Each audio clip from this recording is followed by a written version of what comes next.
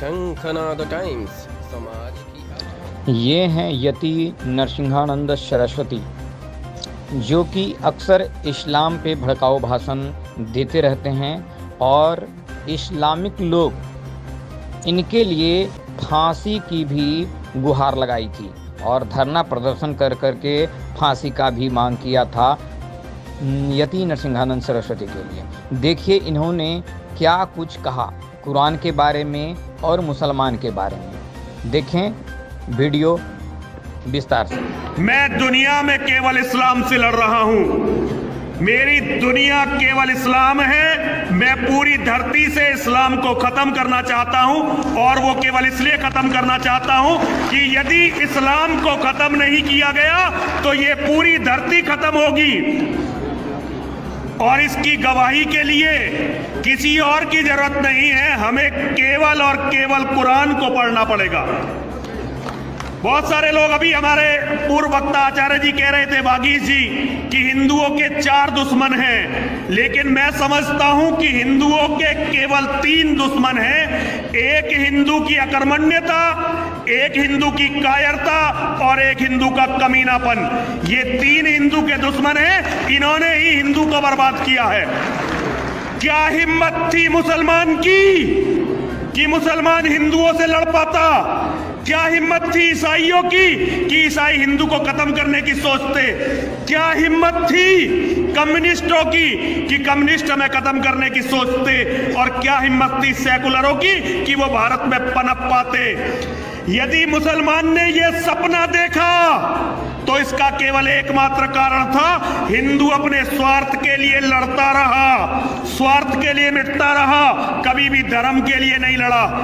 जितने भी लोग धर्म के लिए जिन्होंने लड़ने का प्रयास किया, चाहे छत्रपति शिवाजी हो, चाहे महाराणा प्रताप हो, चाहे गुरु गोविंद सिंह हो और चाहे महर्षि दयानंद सरस्वती हो, सारे के सारे केवल हिंदुओं से लड़ते रहे। मुसलमानों से लड़ने का मौका तो इन्हें बहुत कम मिला, क्योंकि सारे हिंदू छाती खोलकर खड़े हो गए कि मुसलमान हमें बहुत प्यारे हैं। कितने दिन महाराणा प्रताप मुसलमानों से लड़े हैं, जरा सोचकर बताइए। कितनी लड़ाइयां शिवाजी ने मुसलमानों से लड़ी हैं, जरा मुझे सोचकर बताइए। गुरु गोविंद सिंह के सामने चमकौर की जब लड़ाई हो रही थी, 10 लाख का लश्कर था। गुरु गोविंद सिंह केवल अपने 2 बेटों के साथ और 40 खालसाओं के साथ लड़ रहे थे। तो उस 10 लाख के लश्कर में जो वजीर खान के साथ लड़ रहा था, 22 हिंदू राजा अपनी पूरी ताकत के साथ वहां लगे हुए थे, जिनका एक लक्ष्य था कि आज गोविंद सिंह का कत्ल करना है। जितनी भी आज तक फौजें लड़ी, अंग्रेज कितना आया इस देश में, हम ईसाइयों की बात करते हैं। वैसे तो मेरा मानना यह है कि अंग्रेज यदि इस देश में नहीं आया होता तो आज हम हिंदू के रूप में जीवित नहीं होते। और कितना अंग्रेज आया इस देश में? कभी भी इस देश में 1.25 लाख से ज्यादा अंग्रेज नहीं रहा। 1.25 लाख या 1.5 लाख, इससे ज्यादा अंग्रेज कभी नहीं रहा। हिंदुओं को गुलाम किसने बनाया? हिंदुओं को गुलाम हिंदुओं ने बनाया। हिंदुओं को कभी ना अंग्रेज हरा सका, ना हिंदू को कभी मुसलमान हरा सका।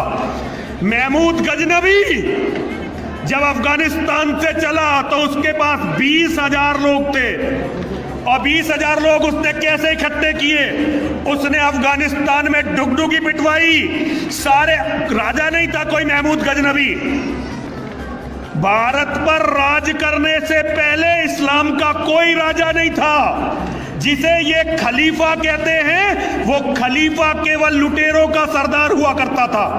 अरब की अर्थव्यवस्था केवल मसाले बेचने और डकैती लूट मार पर आधारित थी। पूरी मेरे पास इसकी थीसिस है। कभी अगर ईश्वर ने समय दिया तो मैं दुनिया के सामने इस विचार को रखूंगा। जैसे नेवी, एडमिरल कौन होता है, नेवी कौन होती है? यूरोप के समुद्री लुटेरों की फौज, वो नेवी बनी।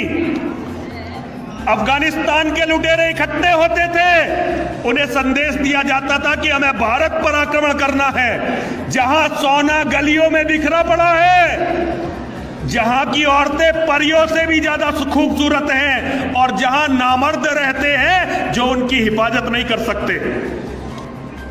महमूद गजनबी गारंटी देता था अपने सरदारों को कि तुम मेरे साथ भारत चलो, भारत में बहुत बड़ा वर्ग है जो तुम्हारे स्वागत के लिए खड़ा हुआ है। मुसलमानों की फौजें, लुटेरों की भूखी नंगी फौजें, उनके पास केवल तलवार हुआ करती थी और घोड़े हुआ करते थे। जब वो भारत को लूटने के लिए चलती थी तो यहां बहुत सारे राजा अपने पड़ोसी को हराने के लिए, अपने भाई को हराने के लिए, अपने साथी रिश्तेदारों को हराने के लिए उस फौज के साथ लग जाया करते थे। आज भी हम उसी मनोवृत्ति से लड़ रहे हैं। आज भी जो शासन है, आज भी शासन ना ईसाइयत से लड़ रहा है, ना इस्लाम से लड़ रहा है, ना कम्युनिज्म से लड़ रहा है। जहां भी कहीं अत्याचार हो रहा होगा तो केवल और केवल हिंदू संगठनों पर हो रहा होगा। जब तक हिंदू अपने धर्म को नहीं समझेगा, जब तक हिंदू अपने धर्म को नहीं मानेगा। अच्छा, हिंदुओं की बात तो छोड़ो, मैं आर्य समाजियों से पूछना चाहता हूं, यहां सनातनियों में तो केवल मैं ही हूं। सनातन धर्म का मानने वाला ये कह सकता है कि उसे तो पता ही नहीं है कि धर्म क्या है, क्योंकि सनातन धर्म के मंदिरों में अभी बात चल रही थी कि मंदिरों का ट्रस्ट इस सरकारों के पास है। अरे ये बताओ, जो ट्रस्ट सरकारों के पास नहीं है उन्होंने क्या कर लिया, उन्होंने क्या करके दिखा दिया। सनातनियों को कभी चाणक्य के बाद, जगत गुरु शंकराचार्य के बाद कोई बताने वाला आया ही नहीं कि तुम्हारा धर्म क्या है। उन्होंने तो केवल मंदिर में घंटी बजाकर लोगों का मूर्ख बनाकर केवल पूजा पाठ आडंबर के माध्यम से धनोपार्जन को ही धर्म समझा है। लेकिन महर्षि दयानंद सरस्वती को आए हुए अभी कितना समय हुआ है?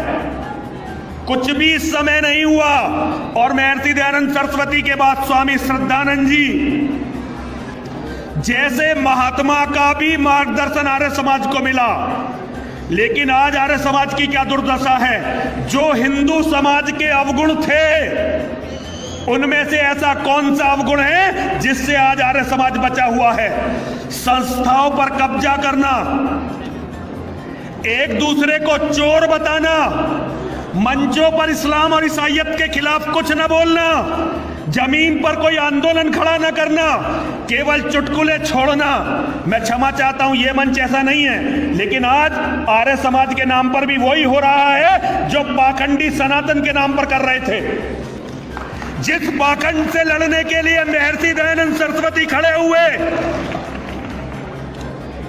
मैं देवी मंदिर का महंत हूं, लेकिन मैं छाती ठोक कर कहता हूं कि मेरे धर्म की लड़ाई की सबसे बड़ी प्रेरणा यदि कोई है तो वह सत्यार्थ प्रकाश है। मैंने सत्यार्थ प्रकाश को पढ़कर धर्म के लिए लड़ना सीखा। सत्यार्थ प्रकाश कहता है, एक बेटे के होने से तो बेटे का ना होना अच्छा है। कितने आर्य समाजी हैं आज जिनके 2 बेटे हैं? मैं सबकी बात नहीं कर रहा, लेकिन जनरली जिस बीमारी से आज से आर्य समाज के जन्म से पहले जिस बीमारी से सनातन धर्म ग्रस्त था, आज आर्य समाज भी उस बीमारी से ग्रस्त या तो हो चुका है या होने जा रहा है। जो समाज आत्मचिंतन नहीं करता और जो समाज प्रगति की तरफ नहीं चलता, वो समाज नष्ट हो जाता है। इस्लाम नष्ट होगा जरूर।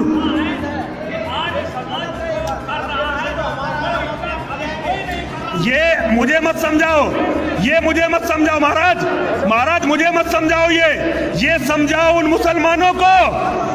एक मिनट स्वामी जी, एक मिनट। आपसे कम आर्य समाजी नहीं हूं मैं, आपसे कम आर्य समाजी नहीं हूं, और आप बात को पकड़ने का कोशिश करो कि मैं क्या कह रहा हूं। मेरी बात काटकर आपको कुछ नहीं मिलने वाला। केवल मैं आप लोगों से इतना कहना चाहता हूं कि आपका कर्तव्य नरसिंहानंद के कर्तव्य से बड़ा है। मैं केवल आपसे इतना कहना चाहता हूं, इसका कारण समझिए। अभी महर्षि दयानंद सरस्वती के शरीर को पूरा हुए कितना समय हुआ है? महर्षि दयानंद सरस्वती ने सत्यार्थ प्रकाश लिखा, 13वां समुल्लास ईसाइयत पर लिखा, 14वां समुल्लास इस्लाम पर लिखा। क्यों? क्योंकि उनका कारण था, वो चाहते थे कि हिंदू धर्म में आप सारी विसंगतियों को दूर करो और उसके बाद धरती से ईसाईयत को और इस्लाम को खत्म करो। कितने आर्य समाजियों को आज ये याद है कि हमारा लक्ष्य इस्लाम को खत्म करना, दुनिया को आर्य बनाना है।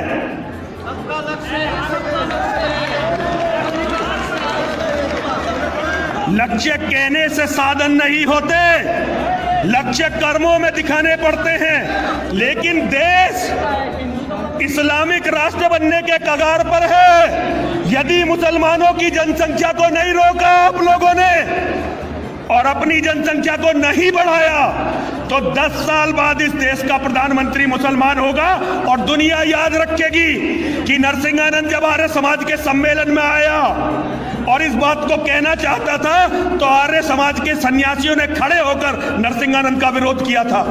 आज अपने कर्म करके दिखाइए स्वामी जी, मुझे जवाब मत दीजिए, मैं तो आपके शिष्य से भी कम योग्यता रखता हूं।